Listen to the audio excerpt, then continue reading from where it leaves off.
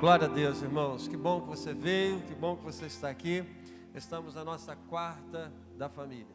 Quarta da família porque nós buscamos a presença do nosso Deus, buscamos revestimento para as nossas vidas, buscamos comunhão com Deus e entre os irmãos, mas buscamos a Deus também para que o Senhor venha operar grandes maravilhas nas nossas famílias. Nós queremos ver o avivamento de Deus, a glória de Deus, a salvação do Senhor se manifestando também nas nossas famílias. Por isso, estamos aqui toda quarta-feira, buscando a presença do nosso Deus e fazendo no final aquele clamor em prol das nossas famílias, para que o Senhor mova o seu braço e opere grandes maravilhas na nossa família. Eu creio nisso, irmãos. Você crê nisso? Então vamos juntos buscar o nosso Deus. Deus tem uma palavra para você aqui nessa noite, para mim, para nós, aqui nessa noite. Abra sua Bíblia, por favor, Josué capítulo 10, a partir do verso 6. Quando Deus move o céu, a terra tem que parar. Deus move o céu e para a terra para atender a oração do seu servo.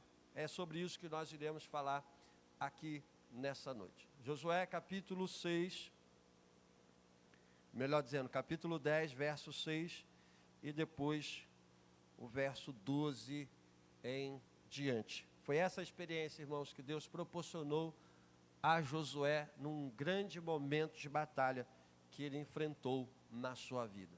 Deus moveu o céu e fez a terra parar para agir de maneira extraordinária na vida do seu povo. Então, Josué capítulo 10, versículo 6, posso ler a palavra de Deus aqui? Então diz assim a palavra de Deus: os gibeonitas enviaram mensagem a Josué no acampamento de Gilgal: não abandone os seus servos, venha depressa, salva-nos, ajuda-nos, pois todos os reis amorreus ou cananeus que vivem nas montanhas se uniram contra nós. Verso 12 então: no dia em que o Senhor entregou os amorreus aos israelitas, Josué exclamou ao Senhor na presença de Israel: sol, pare sobre Gibeon, e você, ó lua, sobre o vale de Aijalon. O sol parou e a lua se deteve até a nação vingar-se dos seus inimigos. Isso está escrito no livro de Jasar. O sol parou no meio do céu e por quase um dia inteiro não se pôs. Verso 14. Nunca antes, nem depois, houve um dia como aquele, quando o Senhor atendeu ao pedido de um homem. E aí continua: sem dúvida, o Senhor lutava por Israel. Você tem dúvida, irmãos, que Deus está lutando por você? Olha o que o texto diz: sem dúvida, o Senhor lutava por Israel. Sem dúvida, o Senhor luta por nós, por essa igreja, pelo povo de Deus. E temos a certeza que Deus vai fazer grandes coisas. Senhor, nós lemos a sua palavra. E nesse momento pedimos ao teu Espírito Santo que ilumine o nosso entendimento, Senhor, para expormos a sua palavra. E que a nossa compreensão se abra, pois nós queremos sair daqui alimentados, edificados e convictos de que o Senhor está trabalhando nas nossas vidas, de que o Senhor está operando nas nossas famílias, para completar a boa obra que já começou nas nossas vidas, em nome de Jesus. Amém. Bom, irmãos, essa história aqui é uma história muito interessante que Josué experimentou na sua vida. Esse texto mostra um povo da terra de Canaã, os gibeões.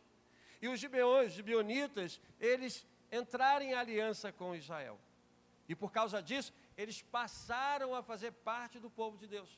Eles entraram em aliança com Israel porque eles ouviram a sentença de morte que pairava sobre os povos cananeus. Por meio de Moisés, Deus havia decretado a eliminação de todos os cananeus. E quem iria executar, irmãos, essa ordem seria Josué. Josué atravessou o Rio Jordão, entrou na terra de Canaã e estava preparado para executar a ordem do Senhor de eliminação desses povos cananeus.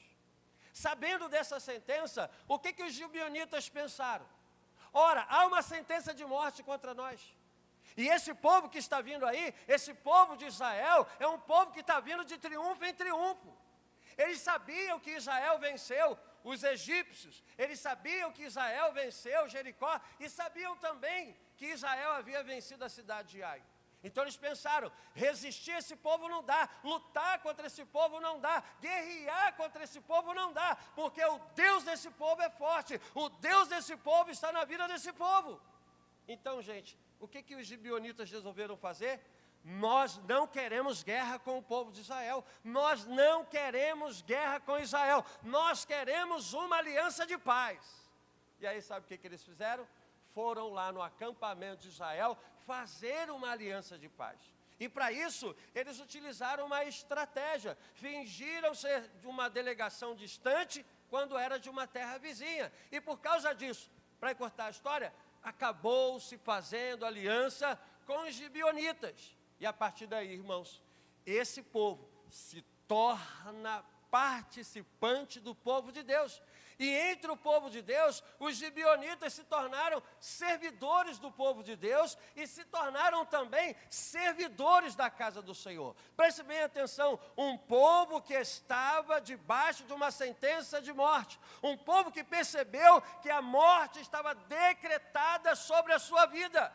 E a partir de uma aliança que esse povo fez com Deus, além de ganhar vida, esse povo se tornou um povo, parte do povo de Deus, a serviço do povo de Deus e, acima de tudo, irmãos, a serviço da casa de Deus. Os gibeonitas se tornaram rachadores de lenha e carregadores de água, tanto a serviço do povo de Deus, como a serviço da casa do Senhor. E aqui, gente, nós temos uma lição muito importante para as nossas vidas. A aliança que nós fizemos com Deus, a aliança que nós fizemos com Cristo, transformou a nossa vida. Sobre nós havia uma sentença de morte, sobre nós havia uma sentença de juízo, mas a partir do momento que nós entramos em aliança com Cristo, Cristo transformou a nossa vida. Estávamos perdidos debaixo de uma sentença de morte, e agora fazemos parte do povo de Deus, servimos ao povo de Deus e, acima de tudo, servimos ao Senhor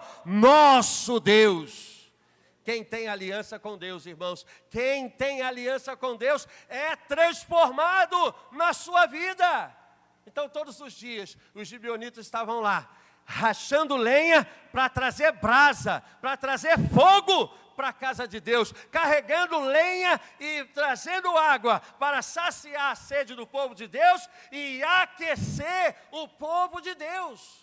Quem quer ser gibeonita aí nessa noite? Você foi chamado para ser um gibeonita. E o que o gibeonita faz? Carrega lenha, acende brasa, taca fogo, sacia com água. Tem fogo aí, irmãos? Nós queremos fogo na nossa vida, nós queremos água de Cristo, água da vida para a nossa vida. Você, como um gibeonita, aliançado com Deus, aliançado com Cristo, tem que ter brasa e tem que ter água na sua vida. Pastor, eu só tenho água, mas tem que ter brasa. Nós precisamos de água, porque nós somos sedentos da presença de Cristo. Nós precisamos de água, porque temos sede de Cristo. Nós precisamos de lenha para acender o fogo e aquecer a nossa vida, porque o Senhor está conosco. O Espírito de Deus está na nossa vida. Temos que ser rachadores de lenha. Temos que ser carregadores de água. A aliança que temos com Cristo transformou a nossa vida.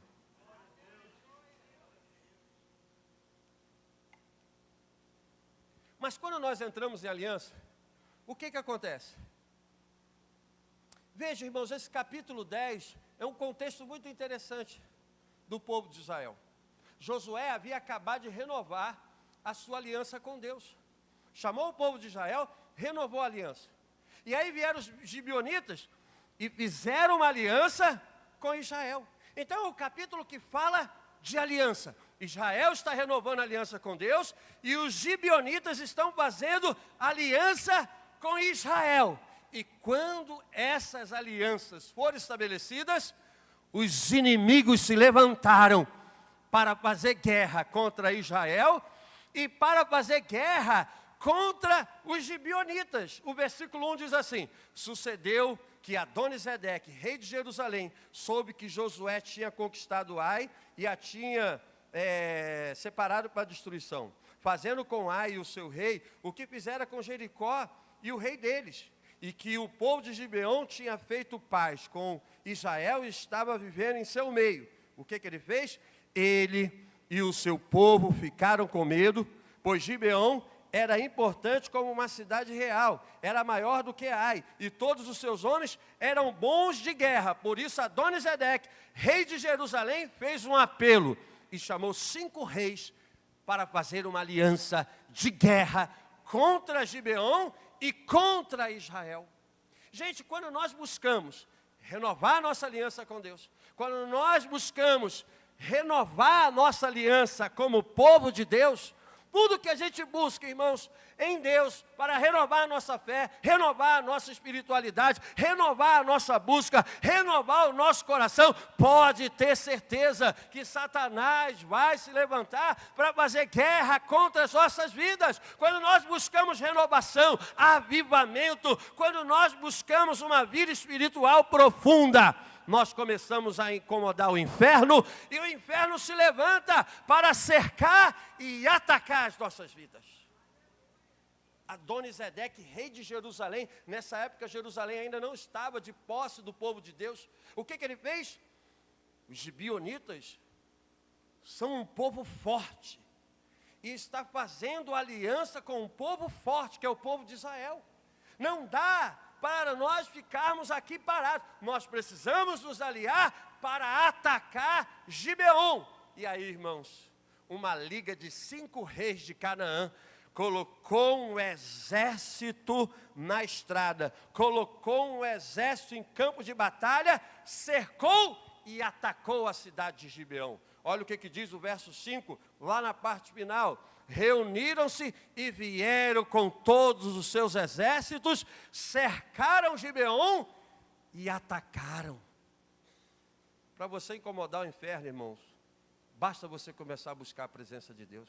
Para você incomodar o inferno, basta você querer renovação em Deus. Quando a gente quer orar mais, quando a gente quer se dedicar mais, quando a gente quer participar mais da obra de Deus, quando a gente quer melhorar a nossa vida de comunhão com Deus, o inferno se levanta para nos cercar, para nos atacar e para impedir o nosso avanço no Senhor. Talvez eu esteja falando aqui com pessoas que estão com a vida sitiada. Pastor, você não sabe o problema que eu estou vivendo. Eu estou vivendo um cerco. O ataque do inimigo está se levantando contra a minha vida. E de fato, irmãos, todas as vezes que nós nos voltamos para Deus, pode ter certeza que seremos alvo do ataque do inimigo. Mas quem está conosco? O Deus da aliança. Aquele que fez aliança com Israel e estava no meio de Israel, é o Deus que por meio de Cristo está entre nós, para nos guardar de todo o cerco e de todo o ataque do inferno.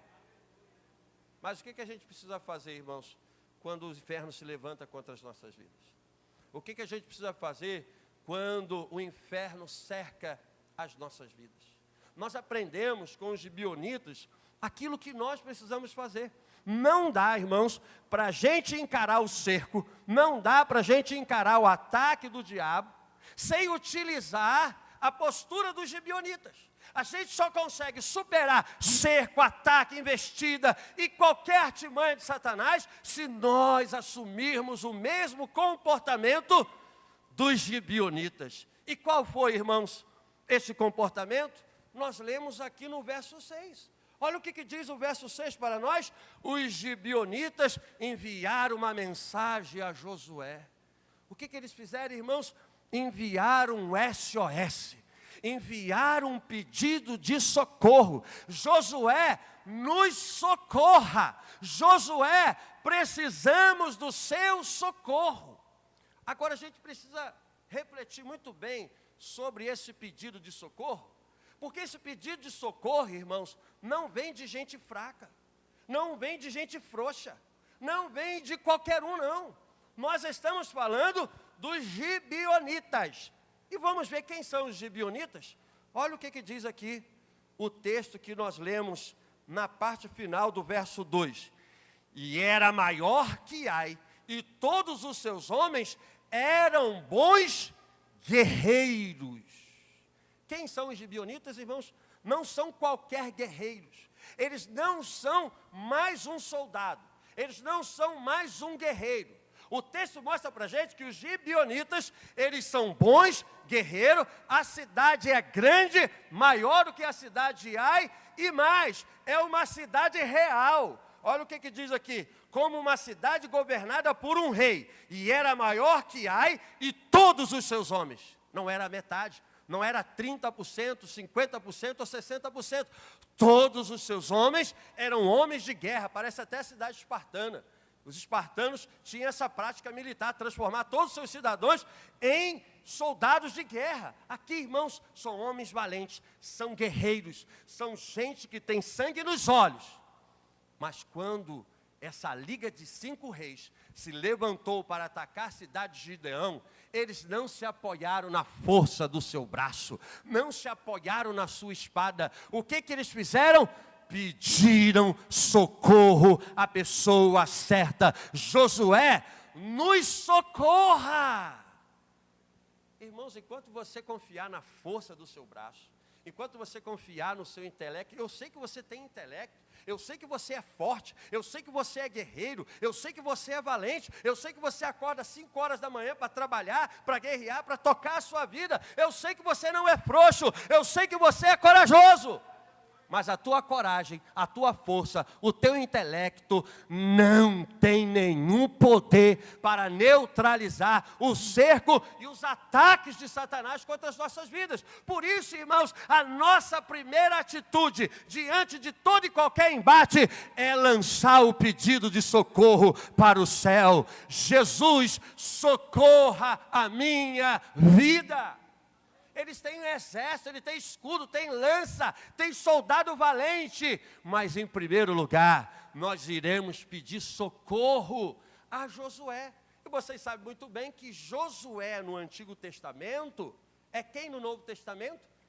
Jesus. Como é que a gente escreve Josué no Novo Testamento?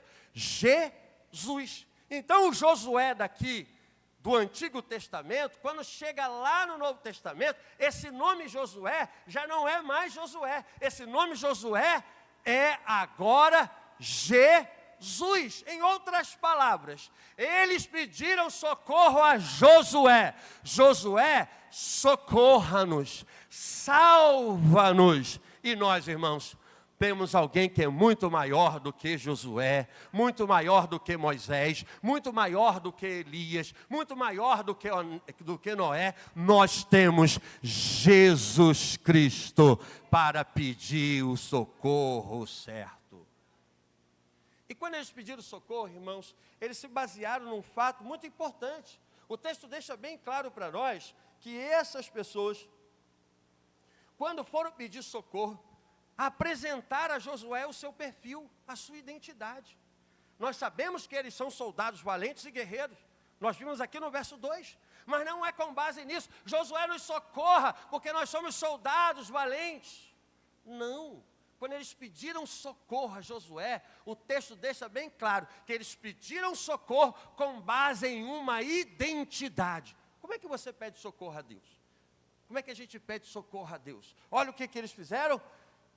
Josué, verso 6, os gibeonitas enviaram mensagem a Josué no acampamento de Gilgal: não abandone os seus servos. Eles se entendem que são servos, e quando chega a fazer o pedido, eles se baseiam no fato de serem servos. Josué, nós somos teus servos, nós servimos a esse povo, nós servimos ao Deus desse povo, por isso Josué, nos socorra. E foi um pedido, irmão, especial, porque se baseava no fato de serem servos, e era um pedido de salvação. O texto diz: salva-nos. Por quê? Porque todos os reis dos amorreus que vivem nas montanhas se ajuntaram contra nós. Onde que viviam os seus inimigos, irmãos? No alto da montanha. Moravam na região serrana de Canaã, e quando olharam lá para baixo, decidiram atacar a cidade de Gibeon, uma cidade composta de homens valentes, mas acima de tudo, composta de pessoas que eram servas do Deus Altíssimo e servas do povo de Deus.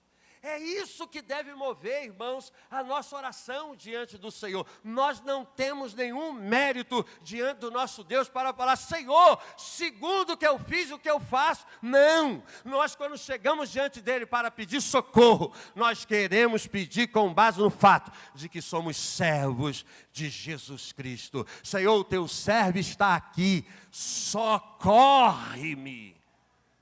Irmãos, esse pedido é irresistível. Deus atende e socorre aqueles que são seus. Ele atende e socorre os seus servos. O Senhor conhece os que são seus. Ou seja, quando nós clamamos, Ele olha para o nosso clamor e sabe que é um pedido de um servo, aquele que está em sua presença, que busca a sua face. E o que Deus faz? Move os céus para responder o nosso clamor e a nossa oração. Irmãos, vamos aprender a exercitar o clamor diante do Senhor. Vamos aprender a exercitar esse pedido de socorro. Esse pedido de socorro mostra total dependência de Deus. Nós somos dependentes de vocês, Josué. Nós precisamos do seu socorro. Não nos abandone, ou seja, Josué, nos ampare. E aí, meu irmão, quando a carta chegou lá, quando o zap chegou no arraial de Gilgal, quando a mensagem chegou lá no arraial do povo de Deus, qual foi a resposta, irmãos, que Josué deu para esse pedido de socorro? Do verso 7 ao verso 14 que nós lemos aqui, é a resposta militar de Josué a esse pedido de socorro. Eles lançaram o pedido: socorre os teus servos, ajuda-nos. Aqueles que moram na montanha, onde que eles moram, irmãos?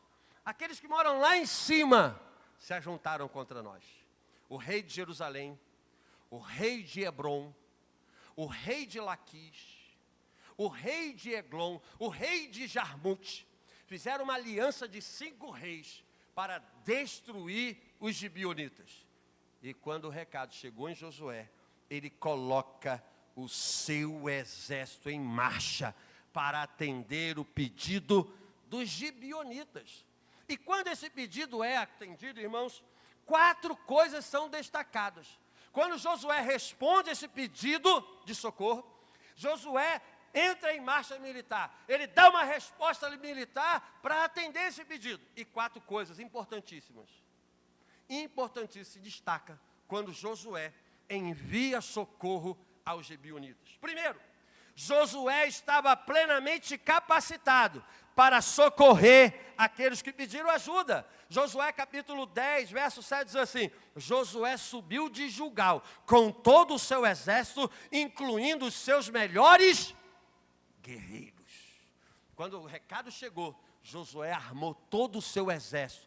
Um exército em marcha, posicionado. Foi lá e chamou a sua tropa de elite, colocou na frente e iniciou a resposta contra os inimigos do povo de Deus. Agora pense aqui comigo, irmãos, quem que está capacitado a responder o nosso clamor? Quem que está capacitado a dar resposta ao nosso pedido de socorro? Assim como Josué estava plenamente capacitado para dar resposta àquele pedido de socorro, Jesus está plenamente, completamente capacitado para socorrer os nossos pedidos. Ele tem os seus exércitos angelicais e ele coloca em campo de batalha para atender o pedido do seu povo. Irmãos, não se engane, nunca ache que você está capacitado diante de Deus. Nós precisamos entender que quem está capacitado e quem é aquele que capacita é Jesus, que vem ao nosso socorro com total capacidade para mudar a história da nossa vida. Eles estavam cercados e sofrendo o ataque dos inimigos, mas Josué está vindo aí como resposta. Aquele que tem todo o poder, aquele que tem poder nos céus e na terra, ele vem dar resposta para o seu povo. Veja, quando Jesus estava para subir aos céus, o que ele disse aos seus discípulos? Ele reuniu os seus discípulos no Monte das Oliveiras e falou assim, ó, vai por todo, é-me dado todo o poder nos céus e na terra, portanto vá e pregue esse evangelho em todo o mundo. O que Jesus mostrou, irmãos? Que todo o poder pertence a Ele, toda a força pertence a Ele, toda a glória pertence a Ele. Por isso, mais do que Josué, Jesus se encontra plenamente capacitado para responder o nosso clamor. Mas Josué só se colocou em campo de batalha, porque além dessa capacidade do exército e a sua tropa de elite, ele recebeu uma garantia, sem a qual jamais Josué se moveria do campo de batalha. Josué preparou o exército, Josué colocou a sua tropa de elite na frente para marchar em socorro aos gibeonitas, alguns quilômetros de Gilgal. Mas será que ele fez isso porque ele tinha uma tropa de soldados valentes?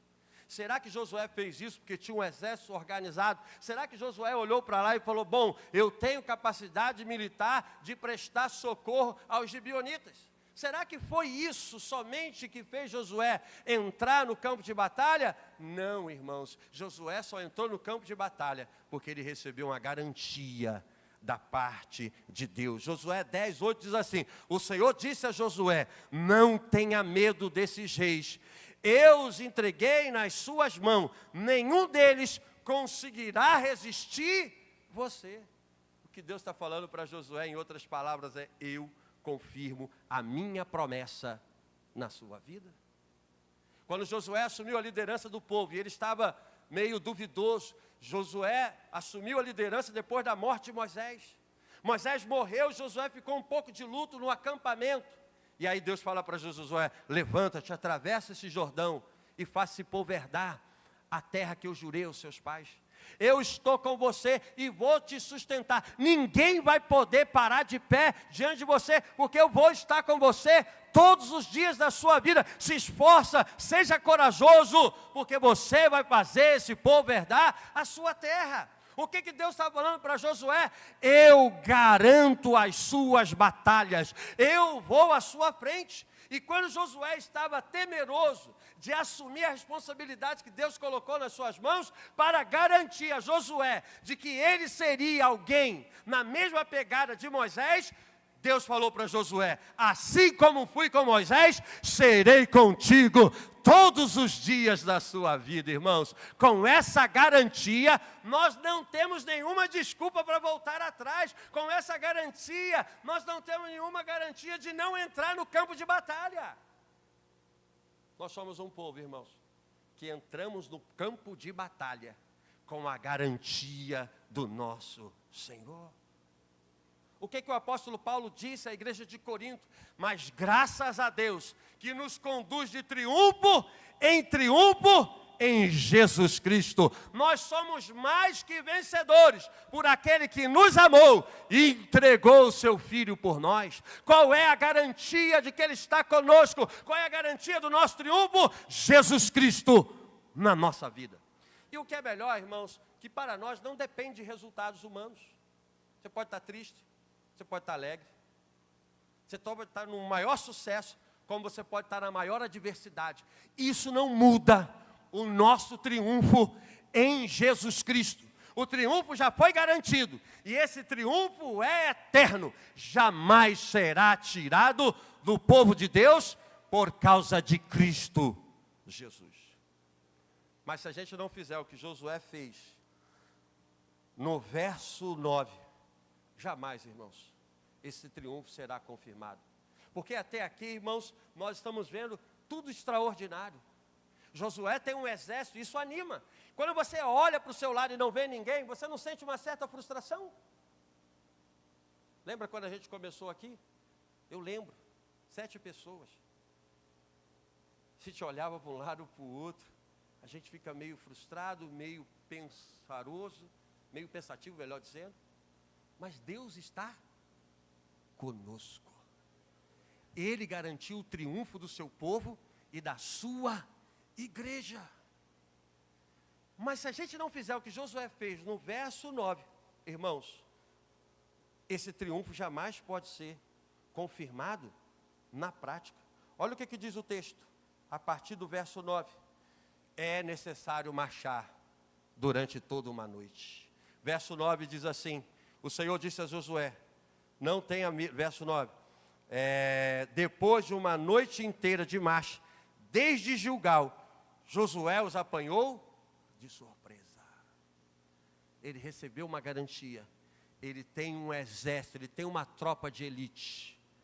Mas quando Josué saiu do seu acampamento, ele teve que marchar vários quilômetros, noite adentro.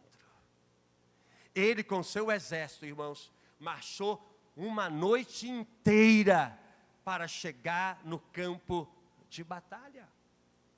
É aqui que muitas pessoas ficam para trás e nós não podemos ficar.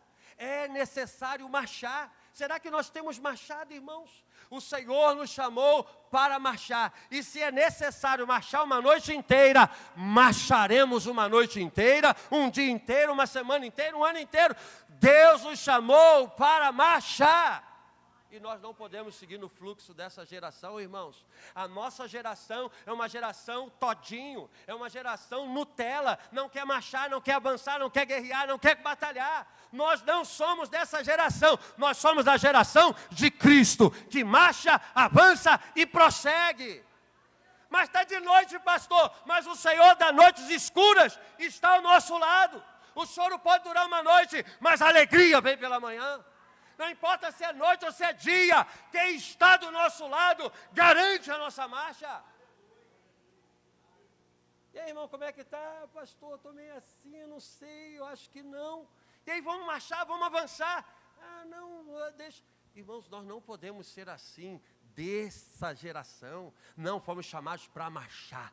E nós marchamos com aquele que está ao nosso lado. Nessa marcha noturna, Josué subiu e desceu ladeiras, enfrentou pântanos, enfrentou desafios noturnos, vários predadores noturnos, teve que enfrentar os desafios da noite para marchar. Fala aí para o seu irmão, vamos marchar, irmãos? É hora de nós marcharmos, não podemos olhar para trás. Deus já nos tirou do acampamento de Gilgal para marchar em direção ao nosso alvo. Quem marcha em direção ao seu alvo, o diabo será surpreendido. Porque esses adversários estavam lá cercando a cidade de Gibeão. Eles achavam que estava tudo já ganho. São 5 reis contra a cidade de Gilgal. Eles estão lá e eles ficam lá. Imagino eu conversando na muralha da cidade. É ruim deles sair daqui. Os gibeonitas jamais vão sair daqui. Nós iremos matar esse povo amigo de fome. Vamos ficar aqui e eles vão morrer lá dentro da cidade de fome, se for necessário. Acamparam ao redor de Gilgal. Ninguém entra e ninguém sai. Quem podia sair de Gilgal, ou melhor dizendo, de Gibeão naquele momento, irmãos? Quem podia sair da cidade? Ninguém. A cidade estava cercada e o exército da liga inimiga estava ao redor da cidade, cantando vitória, acreditando que a vitória estava garantida, porque lá de dentro ninguém queria encarar aquela liga que estava do lado de fora. Mas quando eles menos esperavam, apareceu um exército, entre aspas, do nada. Quando eles menos esperavam, eles foram surpreendidos pela força militar de Josué, que esmagou aquele acampamento adversário. Eles foram surpreendidos e derrotados. Josué veio em marcha durante a noite e na manhã, quando bateu de frente, os seus inimigos foram derrotados, irmãos. Parece até aquele salmo, o choro pode durar uma noite, mas a alegria vem pela manhã. Eles estavam comemorando a vitória, mas Josué apareceu daquela noite em dia claro para destruir os adversários dos gibeonitas. Não pare de marchar, irmãos. Pastor, eu estou com enfermidade, marche. Pastor, eu estou cansado do trabalho o dia todo, marche. Pastor, estou precisando de ajuda, de recurso, mas marche também. Não saia da fileira de marcha, permaneça marchando. Porque parece que foi isso que Deus falou por meio de Moisés. Diga o meu povo, faça o quê? Então para que você vai parar de marchar, irmãos? Porque o inimigo vai ser surpreendido. E para a gente ir encerrando, é necessário clamar com ousadia. E é isso que nós iremos fazer aqui, e é isso que nós temos buscado fazer aqui, na quarta da família. Porque você pode ter até o exército, Josué. Caramba, seu exército é brilhante. É até mais poderoso que o exército americano, o exército chinês, digamos assim. Olha, Josué, você tem a garantia dos céus. Deus falou, vai que eu estou contigo. Ele marchou durante toda aquela noite. Mas ele não marchou, irmãos, sem clamar ao seu Deus.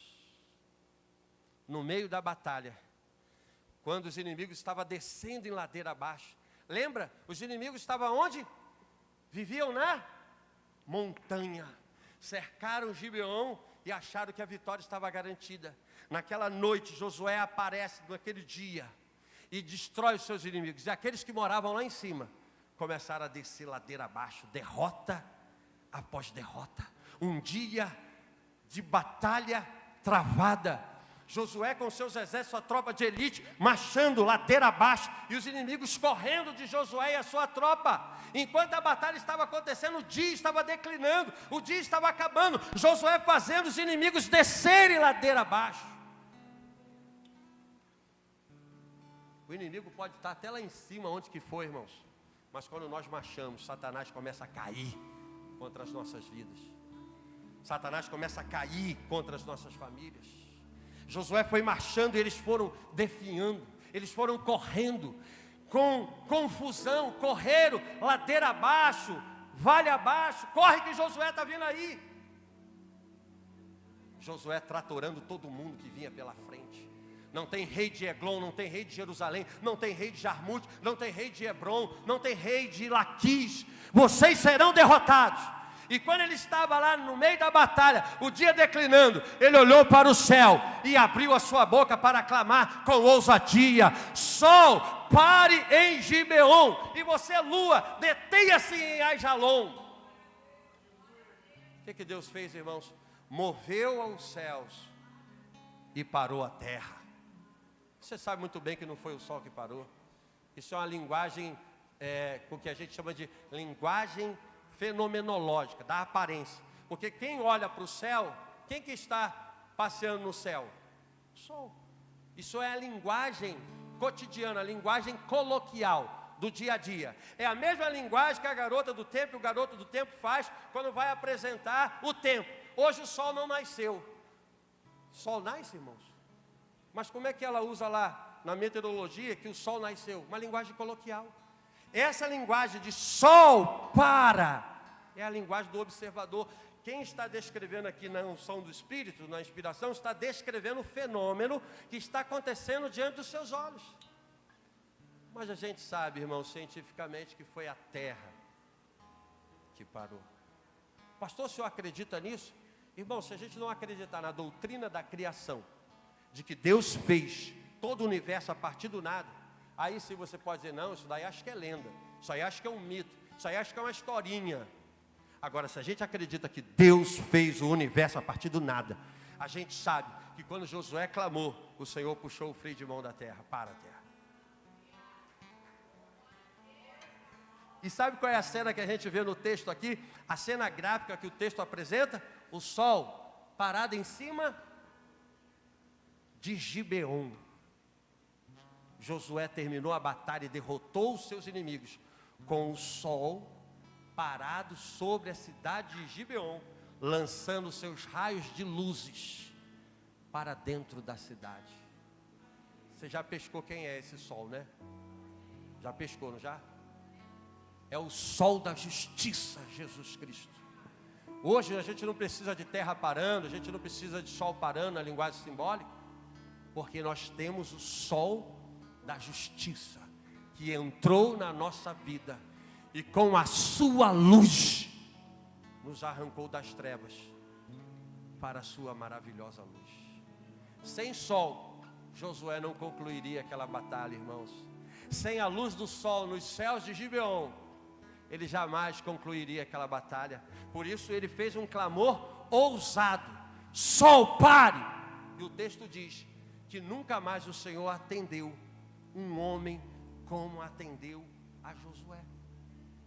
Porque você já sabe que o Josué do Antigo Testamento é o Jesus do Novo Testamento. E quando Jesus foi orar ao Pai, qual foi a primeira coisa que Jesus falou?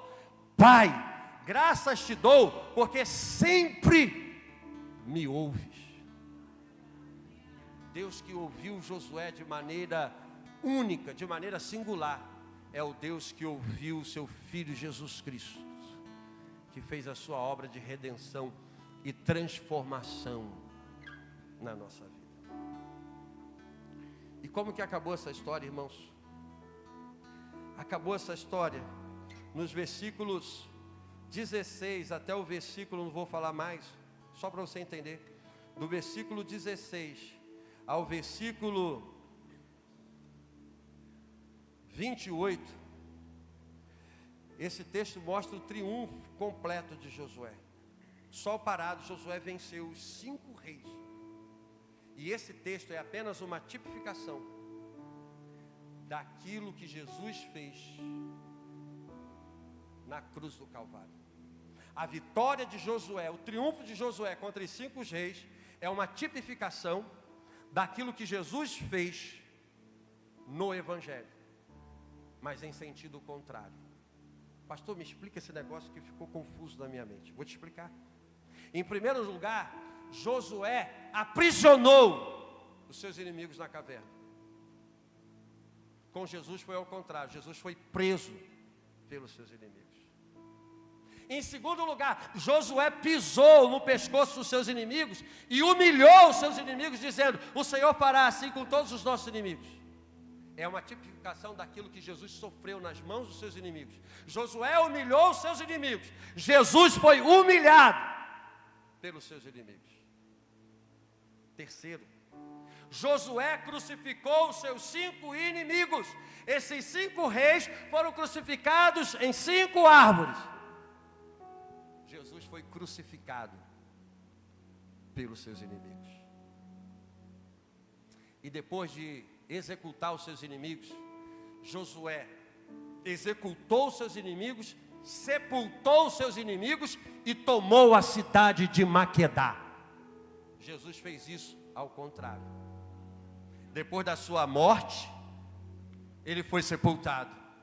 Depois de sepultado, ele foi ressuscitado. E depois de ressuscitado, ele ascendeu os céus para edificar uma nova cidade para nós, a cidade de Jerusalém. É assim que acaba essa história, irmãos. O que Josué está vivendo no Antigo Testamento é apenas uma tipificação daquilo que Jesus fez na obra do Calvário no Novo Testamento. Eu acredito que você aqui nessa noite não vai conseguir ficar de boca fechada. Chegou a hora de nós clamarmos como Josué. E esse clamor, irmãos, é um clamor de ousadia. É aquele clamor onde a gente rasga o nosso coração: Senhor, opera os seus milagres, opera as suas maravilhas, transforma a minha vida, transforma a minha família, liberta, cura, regenera, mova aos céus, faça alguma coisa, Senhor, atende o meu clamor. Tudo bem, a gente faz aquela nossa oração de dormir: Senhor, meu Deus, obrigado pelo dia.